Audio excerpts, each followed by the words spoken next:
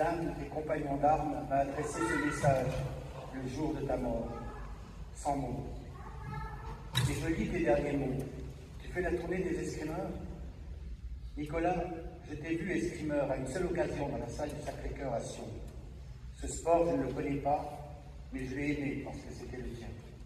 Un peintre m'a fait saisir la portée et l'importance du masque. Tu l'abaisses et tu deviens guerrier. Tu le relèves et te voici Seigneur. Un idéal de vie. Toi, Nicolas, né Gabriel, je t'imagine guerrier dans la salle d'opération, avec ton masque de chirurgien, et Seigneur en rejoignant après ton travail les tiens. Ma filleule, ta fille, m'a demandé en ce dimanche sans mots comment on fait après le départ d'un père.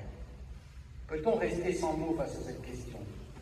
J'ai interrogé Anne, où crois-tu qu'il est en ce moment?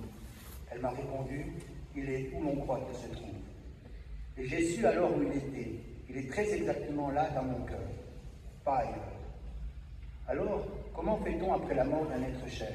On fait comme on peut. Mais je crois que dans ces moments improbables, les instants de bonheur et de complicité ressurgissent immanquablement. Et Delphine, tu sais donc instantanément que l'éternité existe puisque Nico est bien là, en toi. Je le revois avec son pull rouge et blanc traverser le parc des sports. Je le revois devant ses pulses. Je le revois lisant les Pepsi. Je me revois mangeant des crêpes en pensant à toi, puis en jouant au Uno.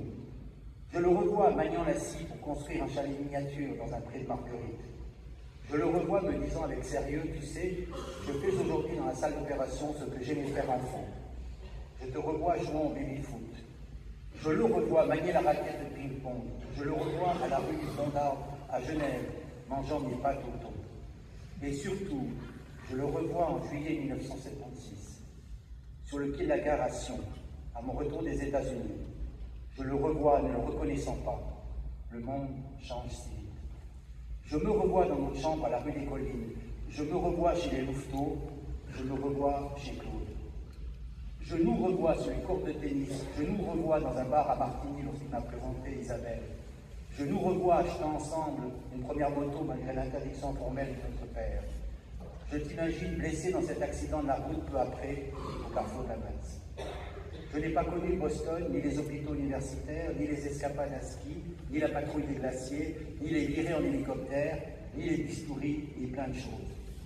J'ai connu ta femme, tes enfants, tes amis, tes collègues, tes patients. Tu nous as quittés après avoir opéré Emma. Je te revois me disant, elle est extraordinaire. À son âge, elle se relève d'une opération comme une adolescente. Tu as beaucoup aimé Béa, et je t'ai aimé encore plus pour ça. Tu as été mon Antigone. Tu as aimé le Cameroun, tu as aimé Locarno, tu as aimé la Sardaigne, tu as aimé la Dordogne, tu as aimé le Montana, tu as aimé Calgary, tu as aimé le Massachusetts, tu as aimé Interlaken, tu as aimé Chefchaouen, tu as aimé Genève, tu as aimé Sion. Tu as aimé Raleigh. C'était plus qu'un ami, c'était ma boussole, mon protecteur, plus que mon frère. Antoine, Paul, René, Christophe, Alexandre, Philippe, Gérald et tant d'autres. Tu as aimé ton papa, ta maman, ton frère Grégoire et tes sœurs, Françoise et Raphaël. Tu as aimé Isabelle, Delphine, Bastien, Pauline, Jonathan et Charlotte, et tes petits-enfants. Je crois que tu m'as aimé. Alors on fait comment demain, Delphine? Je ne sais pas, je ne sais presque rien. Ce que je sais, c'est qu'un homme bon est parti et qu'il manquera à tous ceux qu'il a côtoyés, à tous les malades qu'il a soignés et à tous les pauvres gens auxquels il est allé porter secours en Afrique. Adieu, mon frère.